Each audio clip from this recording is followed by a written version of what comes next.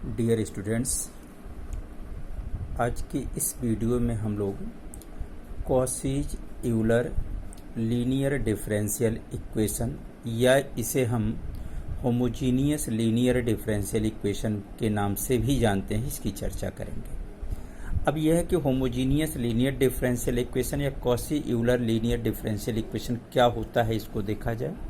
क्योंकि ए differential equation of the form a naught x to the power n into nth derivative of y with respect to x plus a1 into x to the power n minus 1 into n minus 1th derivative of y with respect to x plus a2 into x to the power n minus 2 into n minus 2th derivative of y with respect to x and plus dot dot dot plus a n y is equal to qx, where a naught, a1, a2 dot dot a n all are constants. Such type of differential equation is known as homogeneous linear differential equation with variable coefficient, or you may say it is Cauchy-Euler linear differential equation. Why we call it a linear differential equation? You better know an equation is said to be linear if in the differential equation dependent variable and its derivatives occurs in first degree only and they are not multiplied together. So look here, dependent variable is y. y की degree देखेंगे हर एक term में 1 है, एक घात का है। Number 2, इसके जितने भी डेरिवेटिव दिख रहे हैं, nth डेरिवेटिव, y का n minus 1th derivative, y का n minus 2th derivative, dot dot में बहुत सारे हैं। सारे डेरिवेटिव्स भी 1 डिग्री के हैं और साथ ही साथ y और इनके डेरिवेटिव्स में से किन्हीं भी दो का प्रोडक्ट एक साथ नहीं है। तो according to definition it is a linear differential equation. अब होमोजीनियस क्यों कह रहे हैं? तो जरा से इंडिपेंडेंट वेरिएबल x को देखा जाए तो यहाँ न्यूमरेटर में x to the power n है तो डिनोमिनेटर में भी x to the power n है। यहाँ न्यूमरेटर में x to the power n minus 1 तो इसी टर्म में डिनोमिनेटर में x to the power n minus 1, मतलब न्यूमरेटर डिनोमिनेटर में इंडिपेंडेंट वेरिएबल की डिग्री सेम आ रही है, इसी कारण इसको नाम दिया जा रहा है होमोजीनियस। तो चूंकि यह differential equation dependent variable y के लिए लीनियर है और इंडिपेंडेंट वेरिएबल x के लिए होमोजीनियस है, तो पूरा इसे मिला करके हम लोग नाम दे देते हैं होमोजीनियस लीनियर डिफरेंशियल इक्वेशन। क्यों लीनियर कहते हैं उसका कारण स्पष्ट हो चुका है, क्यों होमोजीनियस कह रहे हैं वो हो गया। तो कुल मिला के इस टोटल डिफरेंशियल इक्वेशन को हम नाम देते हैं homogeneous linear differential equation with variable coefficients. अब अगर इतनी बात समझ में आ गई है तो सवाल होता है कि इस डिफरेंशियल इक्वेशन को सॉल्व कैसे करेंगे। तो हम सोचते हैं कि अगर यहाँ x to the power n ना होता, कोफिशिएंट में सिर्फ a नॉट होता, यहाँ x to the power n minus 1 इस टर्म में ना होता, इस टर्म में x to the power n minus 2 ना होता, मतलब ये चीजें ना होती तो शायद यह डिफरेंशियल इक्वेशन एक linear differential equation with constant coefficient होता। इसका मतलब हमारी प्रॉब्लम है कि जो डेरिवेटिव का कोफिशिएंट कांस्टेंट के साथ साथ वेरिएबल है, अगर यह variable x to the power n, x to the power n minus 1, x to the power n minus 2 ना होते तो आप कह रहे हैं कि यह linear equation with constant coefficient होता और इसे हम प्रीवियस मेथड से आसानी से सॉल्व कर लेते। तो अभी भी हम ऐसा सोच सकते हैं, इस x को हटाने के लिए हम एक ट्रांसफॉर्मेशन कर देते हैं, कह देते हैं पुट कर दीजिए x equals e to the power z और z equals log of x। इसको कह दिया इक्वेशन नंबर 2 और रखिए कि इसमें इन इक्वेशन 1 इसमें रखा जाए। तो कहा शो दैट एक चीज और देखा जाए, z इक्वल्स अगर log ऑफ x है तो dz upon dx is equal to हमको मिलेगा 1 अपॉन x, ये मिल जाएगा। ये कह दिया इक्वेशन नंबर 3 का। नाउ जरा सा देखा जाए, यहाँ ए एन वाई है तो इसके पहले जो डॉट डॉट में टर्म आया होगा वहाँ आया होगा x into d y by d x. तो देखा जाए वह क्या होगा, तो हम कहे d y by d x को हम लोग आसानी से लिख सकते हैं d y by d z into d z upon d x. और चूंकि d z upon d x हम इक्वेशन नंबर 3 में बता चुके हैं कि 1 अपान एक्स है, तो d z upon d x की जगह 1 अपान एक्स रख दें तो हो जाएगा D y upon d Z. 1 D z upon d x की जगह 1 अपान एक्स रख दिया गया। कहाँ से? By equation 3। अब अगर हम इसमें एक्स से मल्टीप्लाई कर दें तो फाइनली हमको मिलेगा x into d y upon d x is equal to d y upon d z. इन चीज़ों को अगर हम ऑब्जर्वेशन में लें तो हम ये देख रहे हैं कि डिपेंडेंट वेरिएबल तो y का y ही है, लेकिन लेफ्ट हैंड साइड में जो x into d by d x है, राइट हैंड साइड में ट्रांसफॉर्म होकर सिर्फ बन जा रहा है d अपान डी जेड, और d अपान डी जेड को हम डिनोट कर दे रहे हैं कैपिटल D से। इसका मतलब हुआ कि under this transformation x equals e to the power z, मतलब x को z में ट्रांसफॉर्म करने पर हम देख रहे हैं derivative with variable coefficient, derivative with constant coefficient में रिड्यूस हो जा रहा है, 1 हो जा रहा है।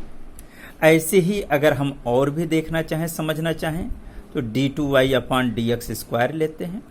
D two y upon d x square को हम लिख सकते हैं d by d x of d y upon d x, ऐसे भी लिख सकते हैं।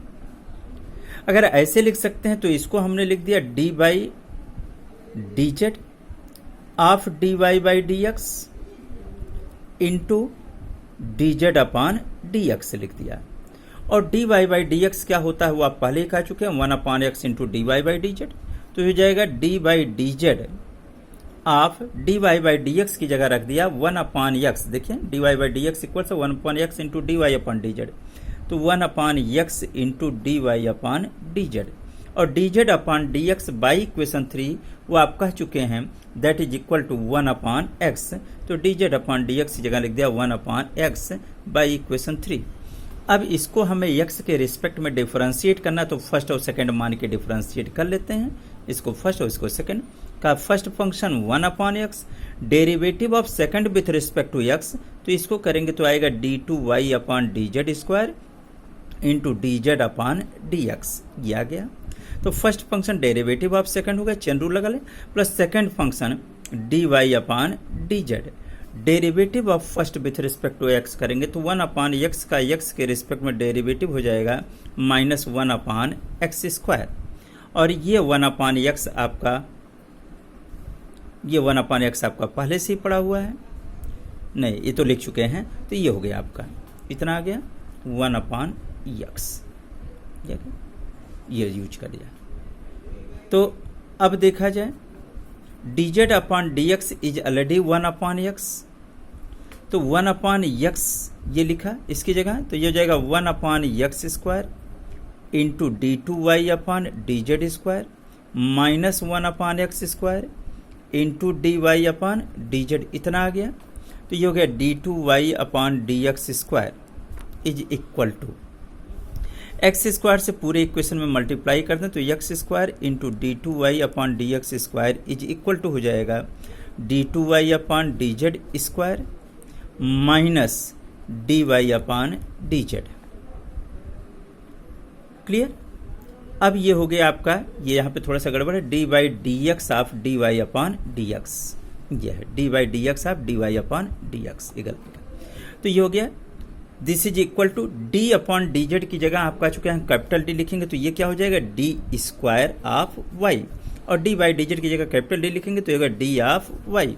तो फाइनली यह आपको मिल गया कि x square into d two y upon d x square is equal to हो गया, इसमें से डी कॉमन ले लें तो D into D minus 1 into y, एक रिजल्ट यहाँ से मिल गया। इसका मतलब अगर हम इन सारे रिजल्ट्स को एक साथ समराइज करने की कोशिश करें तो कह सकते हैं सिमिलरली, अगर इस प्रोसेस को कंटिन्यू करें, क्या करते हैं बी ऑब्जर्व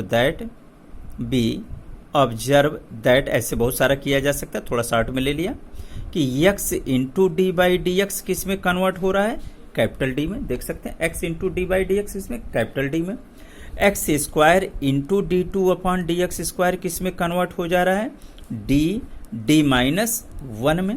इसका मतलब अगर हम आगे भी कैलकुलेट करते तो x cube into D three upon d x cube किस में कन्वर्ट होता है, D minus 1 into D minus 2 में। और अगर इस प्रोसेस को हम कंटिन्यू रखें तो x to the power n into d to the power n upon d x to the power n क्या हो जाएगा, D minus 1 D minus 2 dot D minus n minus 1 इतना आ जाएगा। जहां आपको यह बताना पड़ेगा वह D stands for D by d Z, not for D by d x.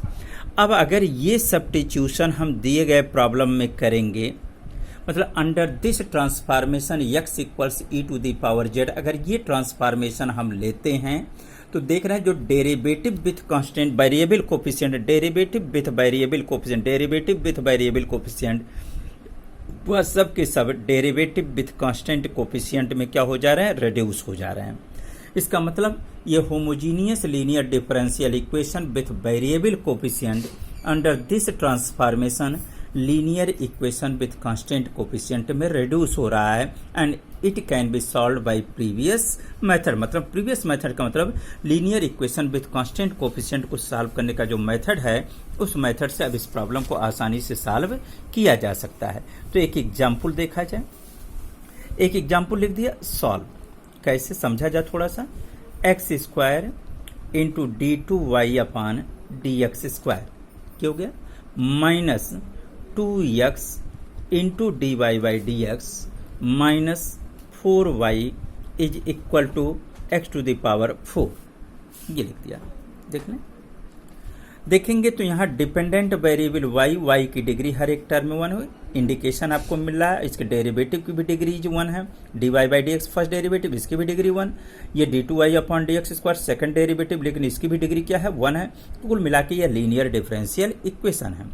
हाँ, linear differential equation with variable coefficient है, क्योंकि सेकंड डेरिवेटिव का coefficient x square that is variable, first derivative का कोफिशिएंट -2x है लेकिन x उसमें आया हुआ है, इसका मतलब ये भी वेरिएबल है। तो अगर यह linear equation with variable coefficient है तो ये भी देखेंगे इंडिपेंडेंट वेरिएबल की डिग्री न्यूमरेटर डिनोमिनेटर में सेम है। इसका मतलब यह क्या बन गया, होमोजीनियस बन गया। और होमोजीनियस बन गया तो होमोजीनियस के मेथड से इसको हम क्या कर सकते हैं, सॉल्व कर सकते हैं। तो होमोजीनियस के मेथड में पहला स्टेप आपको यही बताया गया था, पुट करेंगे x equals e to the power z और z is equal to log of x, इसको कह दिया इक्वेशन नंबर 2 और दिए गए प्रॉब्लम को कह दिया इक्वेशन नंबर 1। तो जब इक्वेशन नंबर 2 को आप इक्वेशन नंबर 1 में सब्स्टिट्यूट करेंगे तो मिलेगा क्या, यह देखा जाए। We get x square into d two upon d x square की जगह भी आपको समझाएगा कि हम क्या रखेंगे, डी माइनस 1, वाई अभी छोड़ दिया, माइनस लिखा माइनस लिख दिया, 2 लिखा 2 लिख दिया, x into d by d x की जगह कैपिटल डी लिख सकते हैं, -4 operated on y is equal to x equals e to the power z है, x equals e to the power z है तो x to the power 4 equals क्या हो जाएगा, e to the power 4 z. यह गया आपका।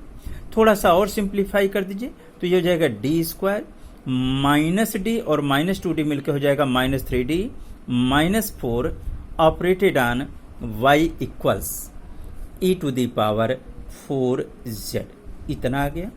अब यहाँ देखेंगे और यहाँ आपको क्लियर कट लिख देना चाहिए एग्जामिनेशन में ताकि थोड़ी सी सावधानी गड़बड़ ना हो पाए असावधानी से। ये D equals, D stands for D by d Z. अब ये आपने कहने को तो कह दिया।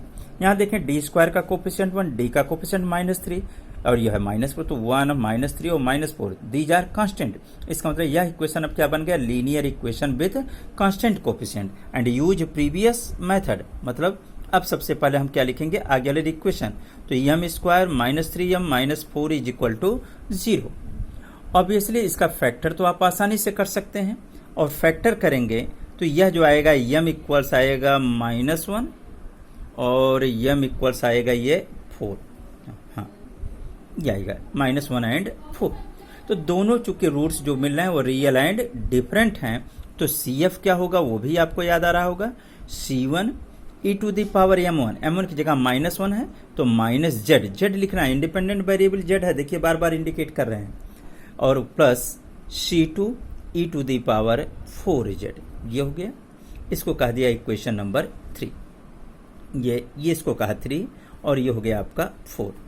एंड पर्टिकुलर इंटीग्रल आप निकालेंगे तो पी आई क्या होता है वो भी फार्मूला आपको याद है, 1/d² -3d -4 operated on Q, Q का मतलब है e⁴z। रूल आपको याद आ रहा होगा कि जो z का कोफिशिएंट डिनोमिनेटर में d की जगह हम सब्स्टिट्यूट करते हैं, तो z का कोफिशिएंट 4 है तो d की जगह 4 रखेंगे तो ये हो जाएगा 4 का स्क्वायर -3 × 4 -4 इंटू e⁴z। सिंप्लीफाई करेंगे तो -12 -4 -16 और +16 जीरो हो जाएगा, तो मतलब आएगा 1/0 इंटू e⁴z। और आप जानते हैं कि अगर जीरो आ गया डिनोमिनेटर तो हम कहते हैं केस फेल्ड। इतना आ गया। अब क्या करेंगे, अगर केस फेल करता तो आप इस फ्रैक्शन में पहले z से क्या करेंगे, मल्टीप्लाई करेंगे और डिनोमिनेटर को एक बार d के रिस्पेक्ट में डिफ्रेंशिएट करेंगे। तो d² का d के रिस्पेक्ट में डेरिवेटिव हुआ 2d, -3d को d के रिस्पेक्ट में करेंगे तो -3 और -4 चूंकि प्योरली कांस्टेंट है तो ये 0 हो जाएगा और ये हो गया e⁴z। अब फिर इसको सिंप्लीफाई करेंगे z into previous method, z का कोफिशिएंट 4 फिर रखेंगे तो हो जाएगा 8 - 3 इंटू e⁴z और 8 - 3 नॉन जीरो आएगा तो हो जाएगा कुल मिला के 1/5 z इंटू e⁴z। और इसको कह सकते हैं आप इक्वेशन नंबर 5।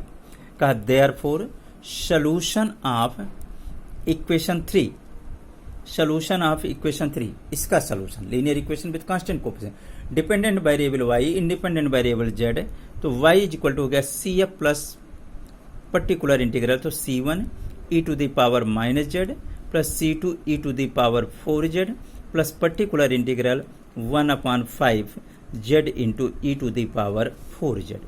लेकिन अगर हमको दिए गए प्रॉब्लम का सॉल्यूशन चाहिए तो कहा हैंस रिक्वायर्ड सॉल्यूशन इज, तो रिक्वायर्ड सॉल्यूशन पाने के लिए z को किस में बदलेंगे, x में, तो y इक्वल टू हो जाएगा C1 e⁻z इक्वल्स आपने कहा था x, तो e⁻−z क्या हो जाएगा, x⁻−1 मतलब 1/x, इसको ऐसे लिख सकते हैं, plus C2 e⁻z equals x है तो e⁴z इक्वल्स क्या हो जाएगा, तो वो भी आप कह सकते हैं x⁴ हो जाएगा, प्लस 1/5 z इक्वल्स देखेंगे क्या है, log x, तो z की जगह क्या रख दिया, log x, और e⁴z इक्वल्स हो जाएगा x⁴ ये आ गया।